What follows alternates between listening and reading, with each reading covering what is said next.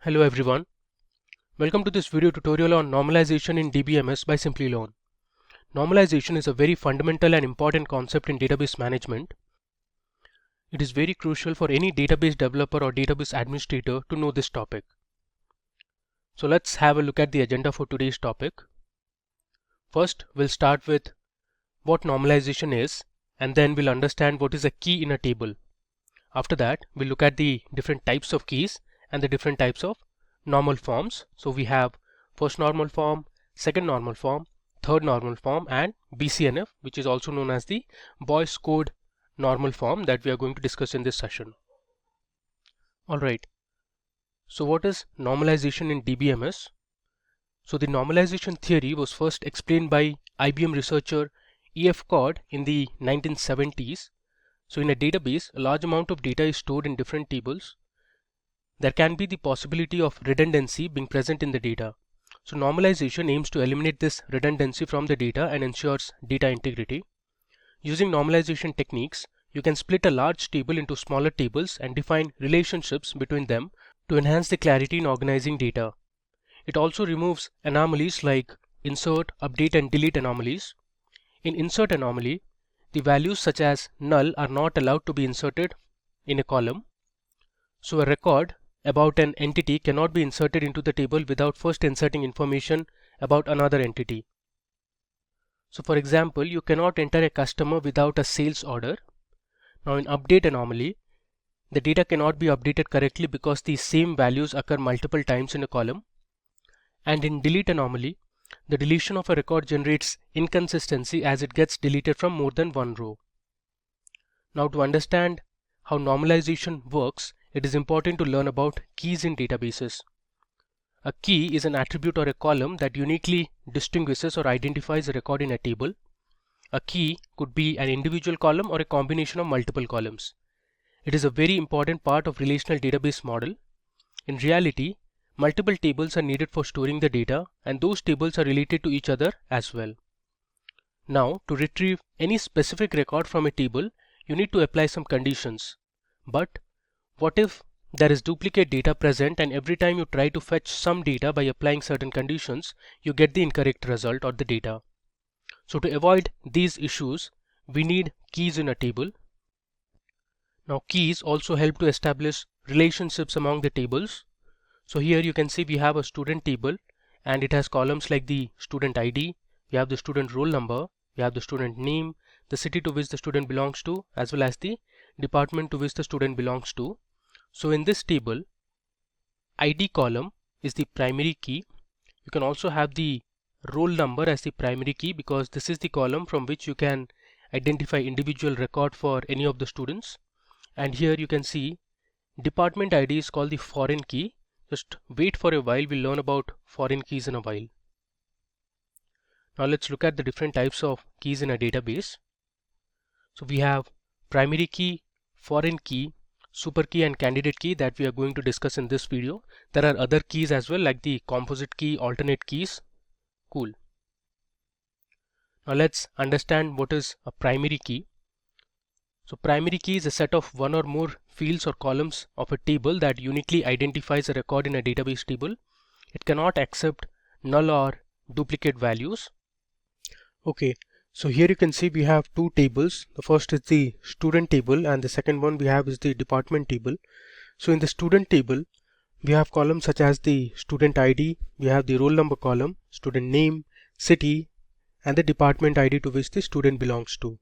So in this case, the primary key will be student ID because you can see all the values are unique and there are no repetitions, as in there are no duplicate values for the ID column. You can also consider the roll number as the primary key because in a college or in a school, the roll number for each student in a class would be unique. So here also you can see the roll numbers are all unique, but you cannot have student name, city, and department ID as the primary key because there can be two students with the same name. Similarly, there can be different students belonging to the same city, and there could be a lot of students from the same department. So these three columns cannot be the primary key columns. Only ID and roll number can be the primary key columns. Similarly, for the department table, the department ID is the primary key. Now moving on. Next we have foreign key. So foreign key is a table in a database that is the primary key in another table. So here we have the same tables as we saw in the previous slide.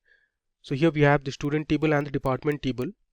In the student table, the department ID is the foreign key, whereas in the department table, the department ID is the primary key. So this means that the department ID column in the student table is referring to the primary key department ID column in the department table. Alright, so moving ahead, we have super key. So super key is a set of one or more than one key that can be used to identify a record uniquely in a table. So super key can have extra attributes that are redundant for distinct identification. So here we have the student table, and on the right side you can see we have the list of super keys. So using these columns you can identify each record in a table. So your ID and student name can be a super key. Similarly, roll number and student name can be super key. Then we have ID, student name and city combinedly forming the super key. Then you also have the roll number, city and department ID as the super key. There can be other combinations as well. Now moving to learning what is a candidate key. So a candidate key is the minimal super key that can identify a record uniquely in a table. Each candidate key can work as a primary key. So we have the same table again here, and these are the list of candidate keys. Just to make sure, these candidate keys should be also part of the super key. So hence a candidate key is also known as a minimal super key. Now with this basic knowledge about the different keys in a database, let's look at the next topic. We have types of normal forms. So we have the first normal form, the second normal form, third normal form, and BCNF or Boyce Codd normal form that we are going to discuss in this session. Coming to learning what is first normal form. So a relation is in first normal form if it does not contain any composite or multi-valued attribute. So each table cell should contain a single value and each record needs to be unique. That is, an attribute of a table cannot hold multiple values. Let's see an example. So here you can see we have a student table, and this table is not in first normal form because we have multi-valued attribute student phone number for student ID A102 with the student name Sam. So here we can see there are two phone numbers, so this becomes a multi-valued attribute. Now the table can be transformed to the first normal form like this. You can see on the right side. So this contains only atomic values or single value in each cell. So we have split A102 Sam having two different phone numbers into two different rows. Now this table follows the first normal form because each of the cells have atomic values. Alright, now let's understand what is the second normal form in a database. So for a table to be in second normal form, the following two conditions should be met. The first is that the table should be in first normal form and it should not have any partial dependency. So records should not depend on anything other than a table's primary key. Hence you need to remove subsets of data that apply to multiple rows of a table and place them in separate tables. Let's understand what is a partial dependency. So if the proper subset of any candidate key determines the non-prime attributes, it is called partial dependency. Let's understand this with an example. So here we have a course table, and the table has three columns. We have the professor ID, then we have the course name, and then we have the course fee. Now the course fee attribute cannot alone decide the value of professor ID or the course name. Similarly, the course fee together with professor ID column cannot decide the value of the course name. Course fee column together with the course name column cannot decide the value of professor ID. Hence, course fee column here becomes the non-prime attribute as it does not belong to any of the candidate keys, that is the professor ID and the course name. But here the course fee column is dependent on the course name. So if you want to know the course fee of a particular course, you need to know the course name. Course name column here is a proper subset of the candidate key. So the non-prime attribute, which is the course fee, is dependent on a proper subset of the candidate key. Now this creates a partial dependency. So this relation is not in 2NF. Here you can see we have the professor ID and course name combinedly forming the candidate key, and course fee is the non-prime attribute. Now to convert this table into second normal form, we need to split the table into two tables. Here you can see we have our original course table and we have split into two tables, that is the professor course table and the course fee table. So the professor course table has two columns, the professor ID and the course name. Similarly, for course fee have the course name. So these are all unique courses and the course fees for the different courses. Now one thing to notice here is a lot of the courses are being taught by the same professors. For example, professor ID P01 teaches both physics and chemistry. Similarly, professor P03 teaches law and politics, and professor P02 teaches economics and statistics. And there are multiple professors for each of the courses. For example, for economics we have P02 and P05. For physics we have P01 and P04 as well. And the course fees for a few of the courses are the same. For example, for physics and chemistry the course fee is $5,000. Similarly, for economics and statistics the course fee are the same, so $6,500. Now the second normal form tries to decrease the unnecessary data getting stored in memory. For example, if there are 10 professors teaching the chemistry course, we don't need to store its fee as 5,000 for all the 10 records. Instead, just once we can store it in another table as the course fee for chemistry is $5,000. Now let's move on to the next normal form. We have the third normal form. So a relation is said to be in 3NF for third normal form if it is in second normal form and does not contain any transitive partial dependency. In 3NF is also used to diminish data duplication, and it is also used to achieve data integrity. Let's understand what is transitive functional dependency with an example. So a transitive functional dependency exists if the column entry is dependent on any other column apart from the key column in the table. So here we have an employee table, and in this table we have the employee ID as the primary key. Also the candidate key in this table is the employee ID, and there are a few functional dependencies. For example, the employee name is dependent on the employee ID.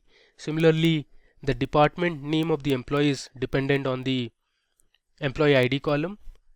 We have the employee city depending on the employee ID column again, but the city zip code or the city pin code is dependent on the employee's city name. For example, if you want to know the zip code of a particular place, you need to know the name of the place or the city.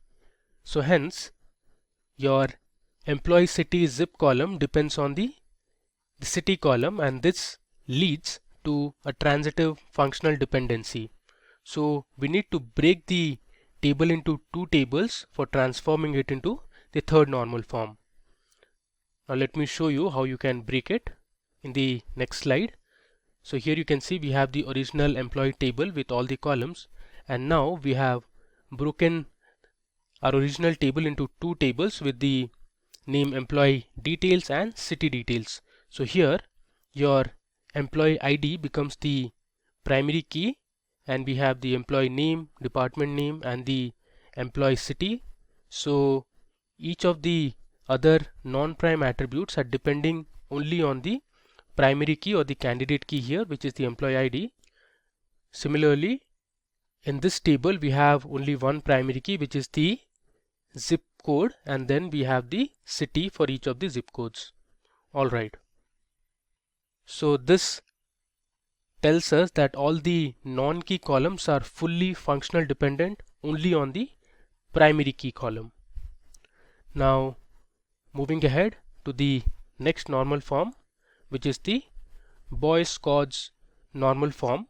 So Boyce-Codd normal form, or BCNF, is a special case of third normal form. A relation is in BCNF if and only if every determinant is a candidate key.